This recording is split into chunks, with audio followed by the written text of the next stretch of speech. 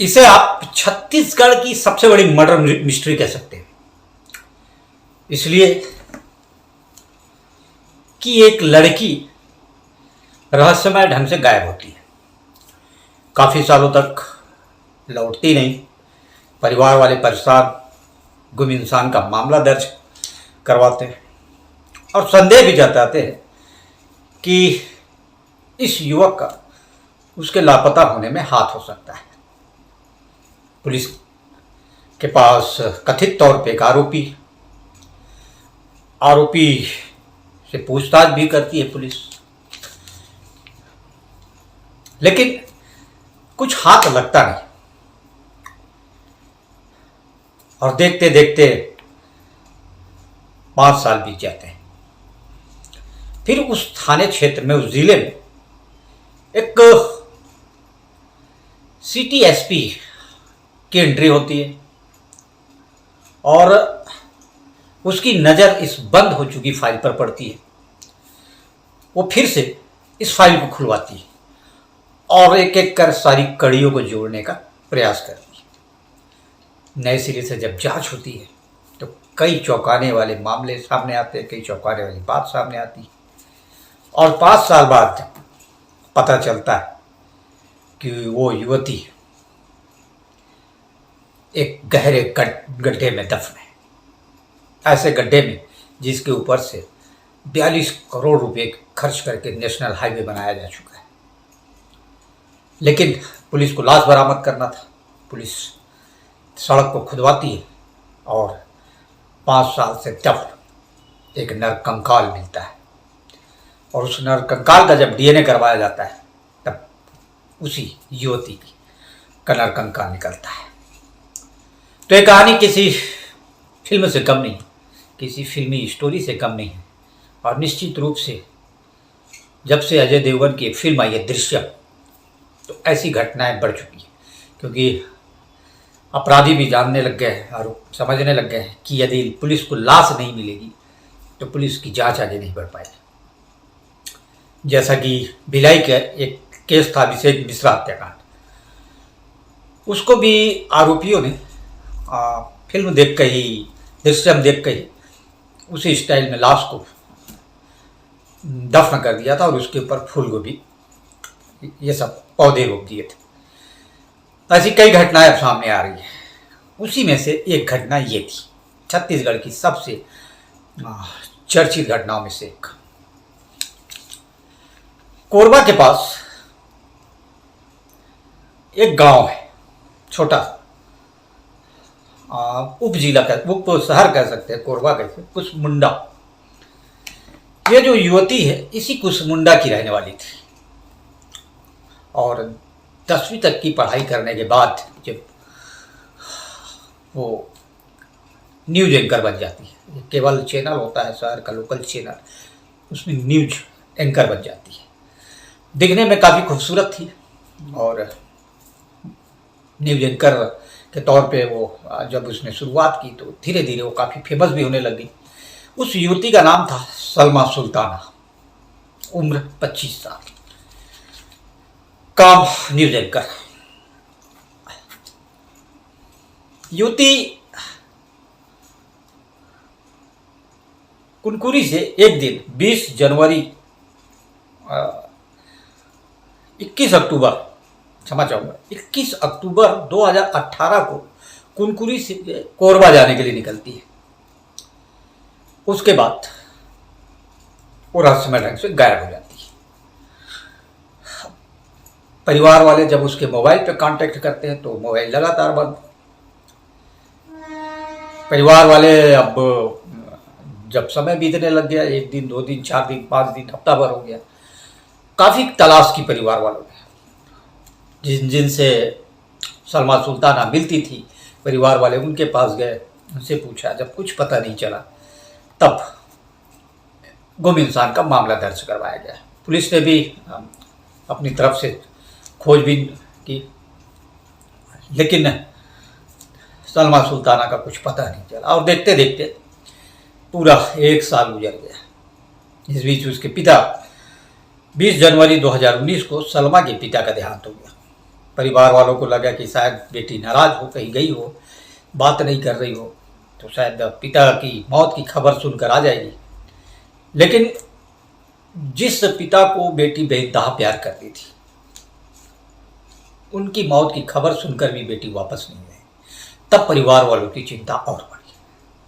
परिवार वालों ने पुलिस को बताया कि सलमा सुल्ताना के गायब होने में कोरबा का एक जिम संचालक है, गंगाश्री जिम का संचालन करता है, उसका हाथ हो सकता है। पुलिस जिम संचालक और जिम ट्रेनर था मधुर साहू, उसको बुला के पूछताछ करती है, लेकिन पूछताछ में कुछ पुलिस के हाथ लगता नहीं। तो धीरे धीरे मामला, समय साल बीतता गया, कोरोना काल आ गया, कोरोना काल, लॉकडाउन, पुलिस के और भी काम, पुलिस का और भी जिम्मेदारी, तो धीरे धीरे ये मामला परिवार वाले भी भूल गए, पुलिस वाले भी भूल गए और शहर वाले भी भूल गए। लगा कि अब सलमा सुल्ताना कहीं चली गई, अब वो वापस आएगी। लेकिन आगे जो होने वाला है, आगे जो पता चलने वाला है, वो निश्चित रूप से सुनकर आप भी दहल जाएंगे। होता ये है कि कोरबा शहर में, कोरबा जिले में एक नई सिटी एसपी, इनका आमद होता है। ये रॉबिन्सन गुड़िया नाम की। और निश्चित तौर पे जब कोई नया इंस्पेक्टर, नया प्रभारी थाने में आता है, जिले में आता है, तो ऐसे केसों पर उसकी नज़र पड़ती है, ऐसे फाइलों पर उसकी नज़र पड़ती है। और कुछ लोग हैं जो चैलेंज के रूप में लेते हैं, चैलेंज को एक्सेप्ट करते हैं। तो रॉबिन्सन गुड़िया ने भी इस चैलेंज को एक्सेप्ट किया। जब उनकी नज़र इस फाइल पे पड़ी, उन्होंने फाइल को पढ़ा कि एक न्यूज़ एंकर जो महज 25 साल की है और वो बीते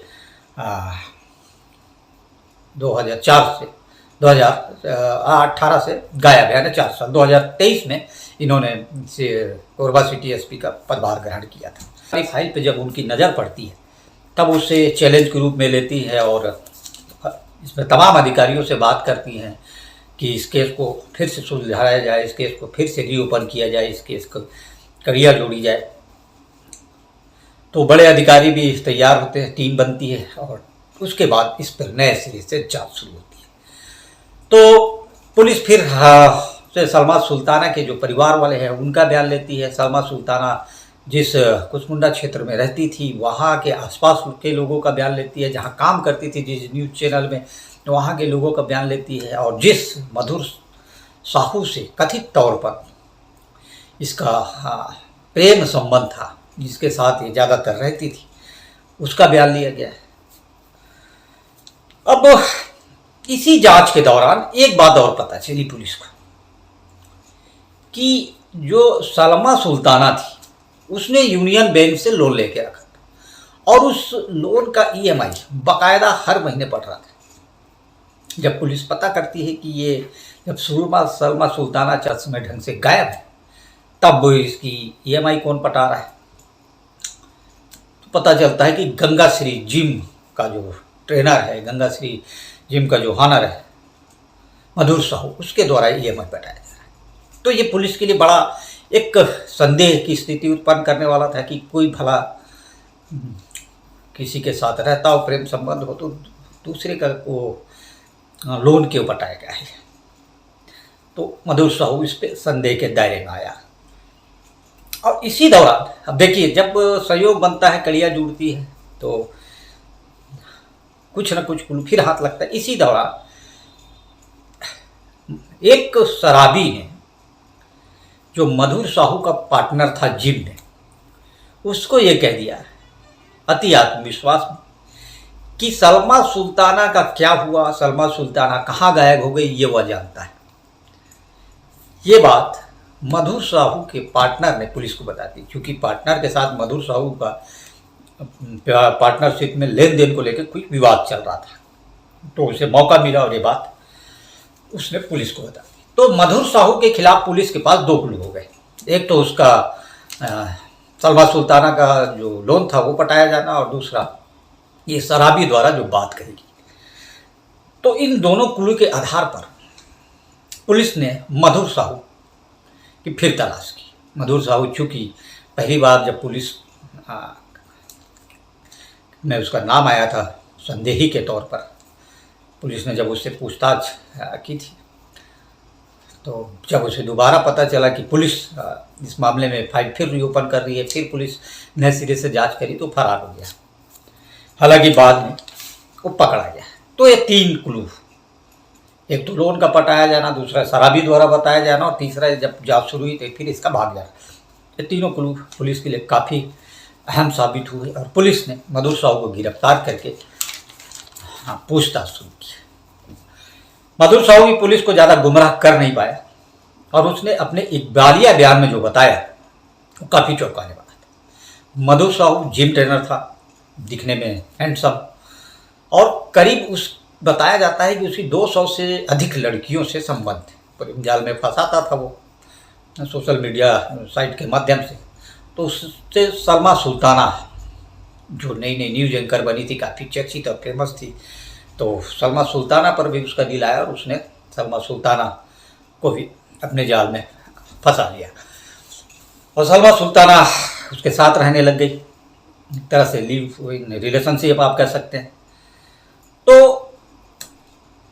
अपने इकबालिया बयान में जो मधुर साहू ने बताया कि अब काफ़ी लंबे समय में साथ रहते रहते वह भी अब सलमा सुल्ताना से उड़ने लग गया था। सलमा सुल्ताना शादी के लिए दबाव बनाने लग गई थी, और पैसे को लेके दोनों के बीच अक्सर विवाद होता था। तो इसी विवाद के बीच जो मधुर साहू ने अपने एक दोस्त कौशल श्रीवास, उसके साथ मिलकर सलमा सुल्ताना की हत्या कर दी, गला दबा के हत्या की गई थी। और उसके बाद प्लान किया गया कि लाश को ठिकाने कैसे लगाया जाए। तो लाश को ठिकाना लगाने के लिए एक और युवक को इन्होंने शामिल किया, अतुल शर्मा। तो 3 लोग, एक लाश को चादर में लपेटा गया। उसके बाद तीनों लाश को गाड़ी में लेकर सुनसान जगह के लिए रवाना हो गए। तो कोरबा और दर्री के बीच एक कोहड़िया पुल है। कोहड़िया पुल के किनारे जो मुख्य मार्ग से लगा हुआ पुल है, पुल के पास इन्होंने गड्ढा खोदकर लाश को दफन कर दिया और वापस आ गए और अपने काम में लग गए। उन्हें लगा ही नहीं कि कभी पुलिस उस तक पहुंच पाएगी। उन्हें लगा ही नहीं कि कभी पुलिस यह जान पाएगी कि सलमा सुल्ताना का हुआ क्या, सलमा सुल्ताना गई कहाँ। मधुर साहू और कौशल श्रीवास ने 21 अक्टूबर 2018 को सलमा सुल्ताना की हत्या की थी। उसके बाद लाश को उसी दिन उसी रात को ठिकाने लगा दिया गया। अब जब